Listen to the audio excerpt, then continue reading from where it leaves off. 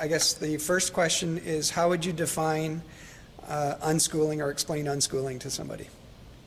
Well, I think to actually understand unschooling, you have to have a pretty clear idea that schooling and education are not the same thing. They're not even distantly related, although superficially they look like the same thing. Schooling is submission to the instructions of other people, almost always people you don't know. Classroom teachers, for example, don't select what they school you in. They transmit orders from whom? The principal? No. He takes orders too. From the superintendent? No. He takes orders too. From the State Department of Education? No, absolutely not. They take orders too. So your first problem really in coming to terms with the variety of things unschooling is to come to terms with the fact that schooling is a rather mysterious process which virtually no one understands its source or the rationale for doing it.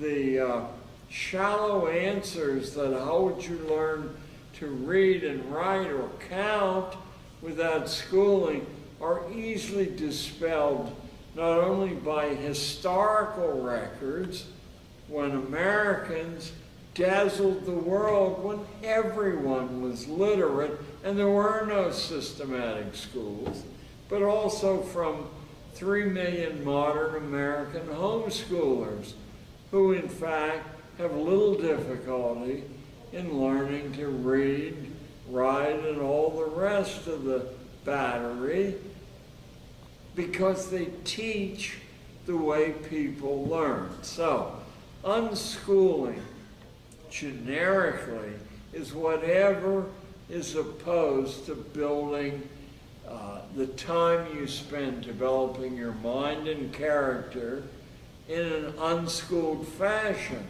It is no one thing, it varies from, let me show you what I showed the audience at the IDEC. It varies from a Quebec farmer, his book was published in the last 6 months, and I would urge anyone who wants to know about unschooling to read it. It's Leandre Bergeron's For the Sake of Our Children, published by Wendy Preisnitz in Canada. Mr. Bergeron has a large farm 40 miles north of Montreal, and he has 3 daughters. The 3 daughters never had a lesson in their life, nor did they have from birth an instruction from their father or mother. Now, they were protected by their father and mother, but they decided when to get up in the morning, what to do with their time, and finally whether they wanted to make a contribution to family life or not. So much did they want to that unasked they took over the entire operation of the farm and moved it from a marginal survival operation to a very prosperous place by figuring out businesses that could be generated from inside the farm. The 3 girls are in their 20s now, all successful. One a horse trainer, one of them an independent freelance art service for TV and magazines, and one the hospitality director of a 4-star hotel. You mean they didn't go to college? No, they didn't. They totally were unschooled. So, unschooling means anything that reduces schooling to a minimum use of time. Now, schooling has some value. It just doesn't have supreme value. If you're going into combat and you want to know how to dismantle your rifle and reassemble it blindfolded, nothing works as well as being schooled under threat. I know because I was told I was going to do that, and I knew that I wouldn't be able to do that. But 3 hours later, I could do it as well as anybody, and there's no possibility. You can be schooled to drive a deadly motor vehicle in a few hours, max 10. So you can be schooled to do a lot of things, but you can't be educated to take control of your life. Only through unschooling can you do that. The next thing is, what are the strengths as you see them for unschoolers? Well, the greatest strength is, if you have your wits about you, you can in fact investigate yourself, your neighborhood, the history that appeals to you, and you can figure out what parts of it you want to reproduce in your unschooling experience. You can in fact teach the way children learn.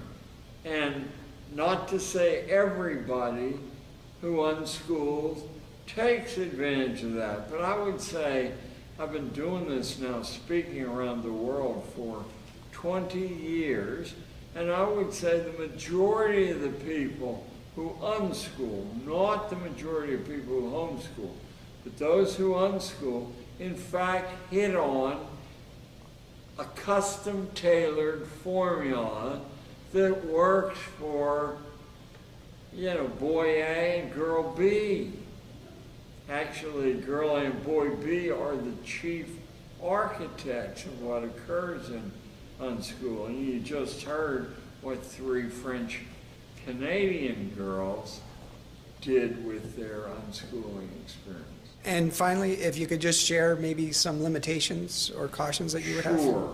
If you become a total purist at unschooling and your own will occupies all your time, you're prone, it's not certain this will happen, but you're prone to emerge unbalanced, because while you have energy and you have the insight and mental agility of being young, you unfortunately lack the experience with both the world and with history to make your judgments the best you're capable of. You tend to be moved by great enthusiasms to eat up all your time, in one area or another area.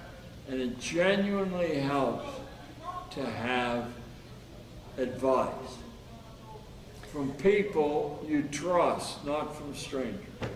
And I'm just curious, there are different terms used for unschooling: natural learning, Wendy Presidents uses life learning, unschooling. Do you have any preference personally? I know you talk about open source learning. I not only, open source appeals to me, so I use it because it helps me to organize what I think is something essential. No expert or set of expert textbooks can possibly offer what in today's talk, I quoted John Stuart Mill as saying, unless you have all points of view on a subject, you have been propagandized.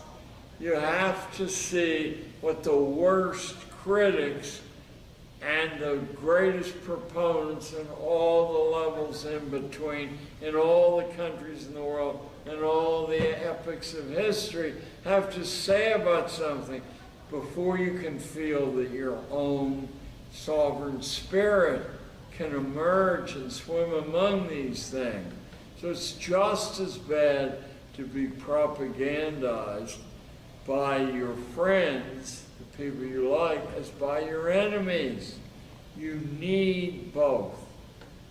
Thank you very much, John. Anything else you want to add, or are we good? I certainly want to add that even though I didn't have the language, I learned these things non-verbally in Pittsburgh, Pennsylvania, by the greatest citizenry in the United States. Go Pittsburgh. Thank you very much, John.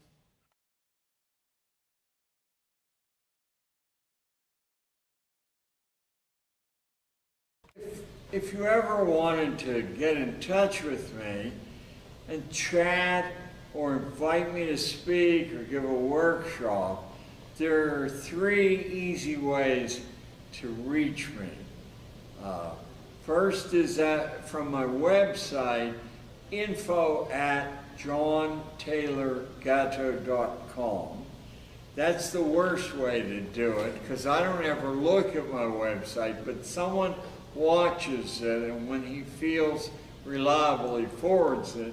Or by fax. I always look at the fax like some savage in the jungle looking at a modern invention. I love to see the little piece of paper come out of the machine. My fax number is 212-721-6124. And finally, you could just call me on the telephone. That's 212-874-3631. Now remember, a lot of times I'm out of the state or out of the country, but I put them in a stack in the order I get them. And just last week, I answered a letter that came 6 years ago, because that one came to the top. But no, I love to hear what you have to say. So if you have something to say, and if I'm in town with any time at all, I'll be glad to